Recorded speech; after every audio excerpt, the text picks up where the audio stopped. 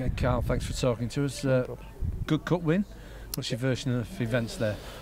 I thought we deserved it, to be fair. I think, Yeah. you know, Buxton are a really, really good side, you know, this year. I think showed that with the results that they've been getting in the league, and very, very difficult to break down. Work rate is fantastic from them. They're really well structured. You know, and I was kind of pleased in the first half. I thought we played some decent stuff, but we're taking too long with our decision making when in the final third. Whereas, you know, just said to him at half time, when you get into a position, just put a ball into an area. Right. You know, try and do it a little bit more instinctively, because then if you play by instincts, you'll play quicker. And if you play quicker, it doesn't give them the opportunity to get organised and settled. And thankfully, they've taken that on board, and it seemed to work. Yeah, within a couple of minutes of the restart, wasn't it? I mean, Greg chased that ball down, crossed it, and it beat everybody, didn't it? And Wolfie was at the back post. Yeah, and I think, you know, in the first half, they'd possibly tried to pick somebody out rather than just putting a ball in a good area. But, you know, credit to Greg, because he's taken that on board, and I thought he was superb throughout, as were, well, all of them really. Yeah. We thought that the first half was quite even game, really. I mean, I was saying that you know, both teams had a sort of 10-minute spell, and the other team had a 10-minute spell.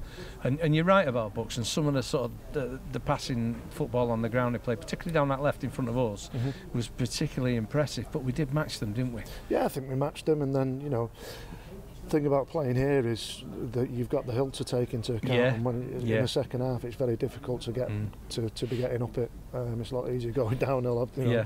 It goes without saying. You know, and the fact that we haven't conceded in the first half, and to be fair, can't really remember any. There was one goal-mouth scramble where we were a little bit looked a little bit uneasy, but other than that, I think we defended really well. And it's 7 clean sheets out of 8 games, if you count the Curzon 90 minutes the other night, which you've got to be pleased with, I would have thought. Well, it was one of the targets that we set ourselves, you know, to stop, not stop conceding goals if we can stop conceding goals, but not to concede as many as we did last year, because we believe in the players that we've got. We will always create and we'll always score goals, and, you know, we've seen that again today. And at the back, we talked about this the last few times that we've spoken, and again, Lewis had a good game. Luke Ashworth alongside him, I thought, had a decent game as well today. You've got to be pleased about the way they played. Magnificent, you know. The pair of them have been superb. They were superb when we had to change up at Buxton because they sent it off. You know, I can't praise them highly enough. The fact that they're keeping a player of James Knowles' and Chris Lynch's calibre out of the starting lineup pays testament to the way that them two are performing, and you know, great credit as well to Lynchy and Knowles, the way that they've kind of accepted at this moment in time that, you know, they can see that by the performances, but they've been really they're partaking in every bit of encouragement that we're trying to give to the whole squad, and, you know, they're a big part of that. And special mention for Dave Carnell, because at 2-0 they had a one-on-one that he saved from Hardy. It was 15 minutes to go. That could have changed the complexion, made us a bit nervous, but he did his job there, didn't he? Yeah, definitely. You know, he's for me, and not blowing smoke or anything like that, he's the best keeper in this league, I believe. I think he's probably the best keeper we've ever had at FC United. Well, I'm sure that he is. You know, and that's no disrespect to any of the other lads who've been fantastic for us. You know, the likes of Sam Ashtons, your Spenners, you know, John Worsnops, Barry George, all of them have put in the right shift. But Dave's level of competence between the sticks, and his for a modern goalkeeper as well, his distribution of the ball is fantastic. And then when he's, you know, he's one of them where you don't really think of anything spectacular from him, but you've just said it, with 7 clean sheets in 8 games. And he does that sweeping up thing as well. Exactly. Modern goalies do, doesn't he? Yeah, he's magnificent, and a great character to boot. That's a great thing when you get a kind of a little bit of a run of form. You really do see the dressing room buzzing, and that's where we're at this moment in time. And hopefully, long may it continue. Obviously, we've lost notes for a while. You're choosing to put Tom Greaves and Greg Daniels up front. You put Frank Van Gils on the bench today. Yep. He only came on late, but I think he could have come on a bit earlier if he would have been 3-0 up perhaps. But I understand your thinking there. He's obviously in the thick of it now, so it's kind of a different attitude, a different tactic, isn't it, with Notes not here?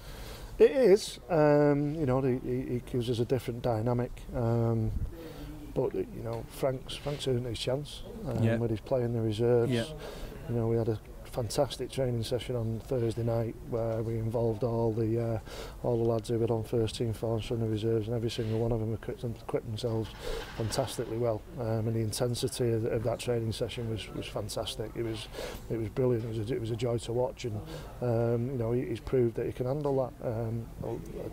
To go along with what you say, if we had got to a 3-0 earlier on, I would have given him a longer time. But I just wanted to give him a little bit of an introduction so people can see him, because let me tell you, looks are deceiving. For his size, he packs a right punch. He won't be intimidated or back down to anybody, and that's great testament to him and his family that with the way that he's been brought up. And he will get opportunities, won't he? Because if I can just sort of the couple of negatives in terms of the Dudes and the Manchester Prem, that you've given players chances to prove. Haven't always taken it, if that's a fair comment. So lads like him on the periphery of it all got a real shout, haven't they? Yeah, all of them. Anybody within that squad, if they stake the right kind of claim, whether that be in training or in a game of whatever selection, they've got an opportunity. Because over the course of a season, there's not 11. It's never ever going to be just the 11 players. It's going to be a squad. Yeah. We're lucky that we've got a squad full of good players, and quite a large squad as well. I noticed today Buxton only had 3 players on the substitute bench. Yeah. And one was a keeper. So I think that speaks volumes about the pull of FC United, and what we can, how we can attract players and possibly keep them with us longer than they would be at other clubs, without being big-headed or using it as a I'm trying to think what the word is. Using it as like a safety net, if you like. Because we've been doing it 10 years now, and we need everybody. We need everybody pulling in the right direction. And at the moment, you can see by the performance, definitely today, against Curzon the other night, it's another loss which I hate. But at the end of the day, we had the ball in the back of the net 3 times, and what more can you do? Yeah, right, okay. Finally, games thick and fast. We're back here Tuesday night. Will you be freshening it up then? Have you thought about that yet? No, I've not thought about that yet. There'll obviously have to be a change because Matty Wolfenden will be suspended for the 3 games. So we'll have a look. I'll have a chat with the staff, and I'm sure we'll come up with the best team that we can for the Frickley game. Obviously we know all about them and the threats that they pose. But we'll be looking at, it's our home game.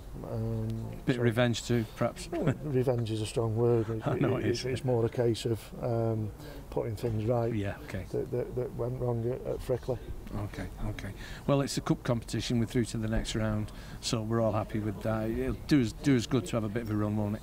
Oh, it'd be great. I've been fortunate enough to go right to the final of this. Well, I didn't play in the final, but we ended up winning the trophy, and fantastic. It's as good as, if you get to the later rounds, you're looking at it could be you could be looking at another kind of Rochdale night or that kind of thing, because that's how special it gets. It's, you know, it's a realistic chance for every team in non-league to get to Wembley, and not many people can say that. No, that's right. Well, good result today, Karl. Well done. Cheers. Thanks a lot. Thanks, mate. Nice, mate.